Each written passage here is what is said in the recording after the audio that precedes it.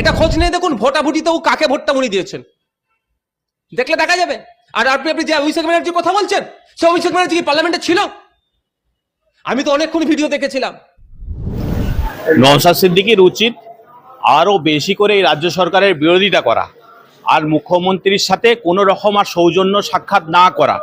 যদি একটা মন্তব্যের জেরে আইনি নোটিশ দেয়, তাহলে এরা রাজনীতিটাকে কতটা নিচে নামিয়েছে সেটা ভেবে দেখার প্রয়োজন আছে। যে ওয়াকআপ বোর্ডটা হচ্ছে একটা বর্তমানে পশ্চিমবাংলার ওয়াকআপ বোর্ড আর ওই বোতল ধরা পানশালা দুটো সমান হয়ে গেছে। হজ হাউসে মদের বোতল পাওয়া যায়, ওয়াকআপ বোর্ডে খুঁজলে ওই মদ পাওয়া যাবে, গাঁজার কলকে পাওয়া যাবে, মোটা মোটা বান্ডিল বান্ডিল টাকাও পাওয়া যেতে পারে, ইডির অভিযান করলে পাওয়া যেতে পারে। আমি বলবো অবিলম্বে যারা এই নিয়ে বেশি বেশি করে বলছেন, ওয়াকআপ নিয়ে আন্দোলন করছেন, তারা সিমিলারলি একইভাবে বলুন যে ওয়াকআপ বোর্ডটা যে দুর্নীতিগ্রস্ত হয়ে আছে সেটাকে স্বচ্ছ করার জন্য, সেটাকে একদম যারা গরিব মানুষের কাছে ওয়াকআপ সম্পত্তির বেনিফিট পৌঁছে যায় তার ব্যবস্থা করার জন্য। এই যে অভিষেক বন্দ্যোপাধ্যায় আইনজীবী বলছেন যে 48 ঘন্টার মধ্যে তাকে জবাব দিতে হবে, তো ওটা তো আইনি ভাষায় লিখতে হয়, লিখেছেন। নওশাদ সিদ্দিকী নিশ্চয়ই জবাব দেবেন। তবে এইসব আইনি নোটিশের মানে এগুলোতে আইনি নোটিশ না করাই ভালো। একটা রাজনীতির জায়গায় থাকবে। সব জায়গায় যদি আইন চলে আসে, আদালত চলে আসে, তাহলে রাজনীতি বলে কিছু থাকবে না। তাহলে দুটো বিরোধী দলের নেতা যদি বিয়ে বাড়িতেও গিয়ে একসাথে বসে খায়, তাহলে সেটাও তাহলে আইনি নোটিশ দেওয়াতে হয় কেন? একে অপরের বিরোধী কেন যাবে? তাই সেগুলো তো কোনো মানে একটা স্বচ্ছ রাজনীতির একটা পার্ট হতে পারে না। রাজনীতির সৌজন্য সবসময় থাকবে। এখানে অনেকজন প্রশ্ন করছেন যে শুভেন্দু অধিকারী বারবার বিধানসভায় বলেছেন যে মুসলিম বিধায়কদের চ্যানতলা করে খোলা হবে, সেখানে কিন্তু মামলা হচ্ছে না অভিষেক। এদিকে নওশাদ সিদ্দিকীর একটা মন্তব্যের জন্য মামলা। দেখুন, ব্যাপার হচ্ছে এখন হাওড়া, হুগলি, 24 পরগনা সহ আরও পার্শ্ববর্তী কলকাতা, বাঁকুড়া, পুরুলিয়া এই জেলাগুলোতে বিশেষ করে এই আইএসএফ দলটা যখন তৈরি হয় তার প্রভাব বেশি, অর্থাৎ ফুরফুরার প্রভাব বেশি। অর্থাৎ চটিচাটা পীরজাদাদের থেকে যারা স্বচ্ছভাবে কথা বলছে তাদের জনপ্রিয়তা অনেক বেশি। সেই ক্ষেত্রে যদি এই মুসলিম ভোটটা যদি কেটে যায়, এই সংখ্যালঘু আদিবাসীর ভোটটা যদি কেটে মমতার পাশ থেকে সরে যায়, তাহলে কলকাতার আশেপাশের অঞ্চলগুলো মমতার হাতছাড়া হয়ে যাবে। তাই একটা ভাঙড় সামলাতে না পারার জন্য ভাঙড়ে 7-8টা থানা করে দেয়া হলো, কলকাতা পুলিশের আওতায় নিয়ে আসা হলো। তো এরপরে যে অঞ্চলে আইএসএফ জিতবে সেই অঞ্চলে কি আবার 7-8টা করে থানা খুলবে নাকি? আমি আরো বেশি খুশি হতাম যদি ভাঙড় অঞ্চলটা কলকাতা পৌরসভার অঞ্চলে নিয়ে এসে ওই এলাকাকে পৌর পরিষেবা দেওয়া হতো। এই যে আইনি নোটিশ দিয়েছে, এটি কি কিছু হতে পারে বলে মনে করবেন আপনি? না, আমার মনে হয় না এতে কিছু হবে। এগুলো হচ্ছে ভয় দেখানো, চমকানো। একবার মেয়ে ঘটিত কেস দিচ্ছে, একবার মিথ্যা মামলায় 42 দিন জেল খাটাচ্ছে, একবার মানে দিকে দিকে এফআইআর করাচ্ছে, তাকে রাস্তাঘাটে হ্যারাসমেন্ট করছে, পুলিশ গাড়ি রাখা নিয়ে বিধানসভার সামনে হ্যারাসমেন্ট করছে। তো এগুলো পার্ট, যত হ্যারাসমেন্ট করবে বিরোধী তত চাঙ্গা হবে, তত শক্তিশালী হবে। সুপ্রিম কোর্ট বাতিল করে দিল পুরো প্যানেলটাই। আজকে মমতা ব্যানার্জি নেতাজি ইন্দোরে যেভাবে 26,000 চাকরি প্রার্থীদের ডেকেছে, সেখানে 12,000 আসন সংখ্যা, 12,000 মানুষ রাস্তায় ঘুরছে। নাটক করতে ডেকেছে যে সরকার, যে এসএসসি, যার মাথায় মুখ্যমন্ত্রী, এই ডাকাত রানী মুখ্যমন্ত্রী বসে আছে, তার নিচে দুর্নীতি হয়েছে, মুখ্যমন্ত্রী সব জানে। আবার নতুন করে ডেকে এখানে নাটক করছে, একটা আই ওয়াশ করার চেষ্টা করছে, অর্থাৎ ক্ষতে মলম লাগানোর চেষ্টা করছে। এমন ক্ষত হয়ে গেছে, মলম লাগান আর ইঞ্জেকশন লাগান, আর কিছু হবে না, আর কিছু হওয়ার নেই নতুন করে। মুখ্যমন্ত্রী বলছে যে আপনারা চিন্তা করবেন না, আপনাদের জন্য কিছু একটা ব্যবস্থা করুন। কিছু একটা আগে আপনি বলুন না, কারা কারা আপনার নেতারা চাকরির জন্য টাকা নিয়েছে, নাম ঢুকিয়েছে, মাল কামিয়েছে, নাম ঢুকিয়েছে, 75-25 ভাগ হয়ে গেছে। যদি সেই তালিকাটা প্রকাশ করে দেয় কোন কোন নেতা টাকা নিয়েছে, এদের পিঠের চামড়া থাকবে না, এই চাকরি প্রার্থীরা এদের চামড়া গুটিয়ে দেবে।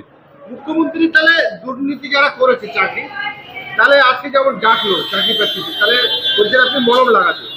তো মুখ্যমন্ত্রীকে এই মলম লাগিয়ে কাদের বাঁচানোর চেষ্টা করছে? মলম লাগিয়ে নিজের দলের যারা দুর্নীতিগ্রস্ত নেতা তাদেরকে বাঁচানোর চেষ্টা করছে, নিজেকে বাঁচানোর চেষ্টা করছে। আপাত মস্তক যে দুর্নীতিগ্রস্ত শিক্ষামন্ত্রী, যে রাজ্যের শিক্ষামন্ত্রী জেলে যায়, খাদ্যমন্ত্রী জেলে যায়, বিধায়করা জেলে যায় চাকরি দুর্নীতিতে।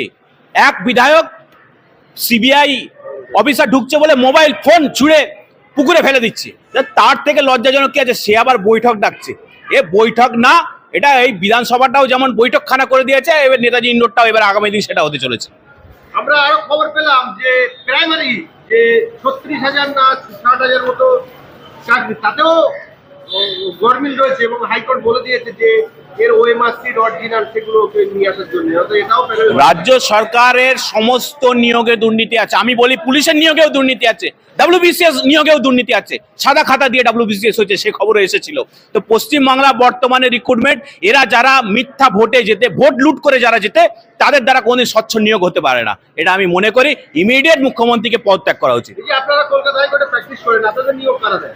আমাদের নিয়োগ আমরা বার কাউন্সিলে এনরোল হয়ে অল ইন্ডিয়া পরীক্ষা পাস করে তারপর প্র্যাকটিসের নামি। এটা হচ্ছে প্রসেস। কিন্তু পশ্চিমবাংলার মুখ্যমন্ত্রী ভোট লুট করে মুখ্যমন্ত্রী হয়, একবার একটা ভোটে হেরে গিয়ে আবার জনগণের টাকায় উপনির্বাচন করায়, আবার MLA হয়, পঞ্চায়েতে ভোট লুট করে, পৌরসভায় ভোট লুট করে, জেলা পরিষদে ভোট লুট করে, সব জায়গায় ভোট লুট করে এবং বিধায়কও লুট করে। যদি আপনাদের এখানেও রাজ্য সরকারের নিয়োগ পদ্ধতি থাকতো তাহলে এখানেও দুর্নীতি ও যেখানে যেখানে মমতা সেখানে চুরি, সেখানে দুর্নীতি, যেখানে তৃণমূল সেখানেই তোলামূল, সেখানেই চুরি ডাকাতি সব।